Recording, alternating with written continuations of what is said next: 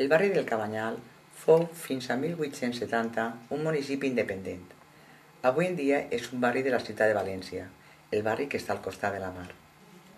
Ací al Cabanyal, en arquitectura, es troben exemples d'un peculiar modernisme. Un modernisme popular fet pel poble per al poble, que es nodreix dels models de la ciutat, dels models burgesos, però té la seva pròpia reinterpretació, com és el recobriment de taulellers que li permet fer una verdadera creació, ingènua, viva, colorista, repetitiva, però també singularitzada, artesana i lliure de normes. És per això que en 1993 el Cabanyal va ser declarat BIC, Bé d'Interès Cultural, pel govern valencià, que reconegueixi el seu gran valor com a conjunt històric.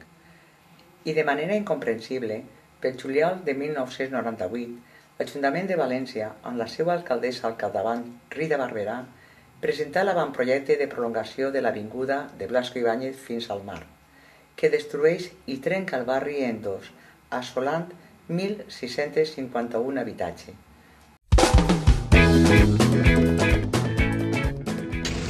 La plataforma està treballant des de 1998. Ahir va haver el primer exercici antidemocràtic de Rita Barberà. Va fer una exposició pública i va rebutjar totes les signatures que no li interessaven, simplement les van ignorar.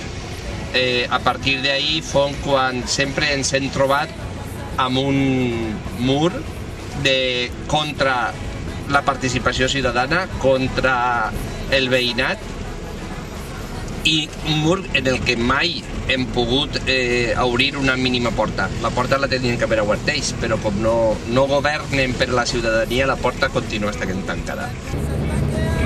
Demanda municipal, casi de la calle, y el dueño le denunció, y el whisky la hace cobarde, el dueño le denunció, y el whisky la hace cobarde.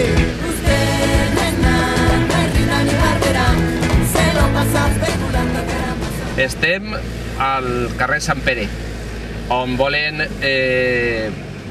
derribar tot un carrer de cases per a fer un bulevard que és de qualsevol lloc, de ningun lloc, d'una mitgera i no arriba a cap lloc. És el que quadra l'especulació del Partit Popular. Este solar és una de les cases que ha comprat Cabanyal 2010, de la mà d'UMSA, un solar que és propietat municipal, és propietat de l'Ajuntament de València, que incomplís les seues pròpies normatives, ja que és un solar que hauria d'estar ballat. Així viu i vivim molta gent que tenim que suportar tota aquesta agressió antidemocràtica per banda de l'Ajuntament de València.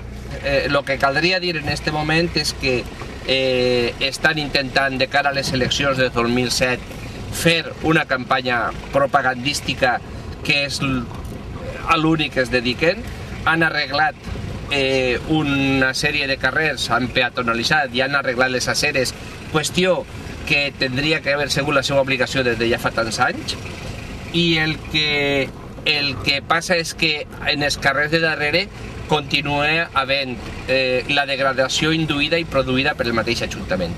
Són responsables d'una fractura en la cohesió social d'este barri, són responsables de la degradació d'un patrimoni cultural històric de tots els valencians, són responsables de la impunitat en la que estan treballant i en la mala vida que estan donant a la gent. Per totes aquestes qüestions, pense que ja és el moment de dir que ja hi ha prou. Usted, nena, no es Rita ni Barberà, se lo pasa especulando que era más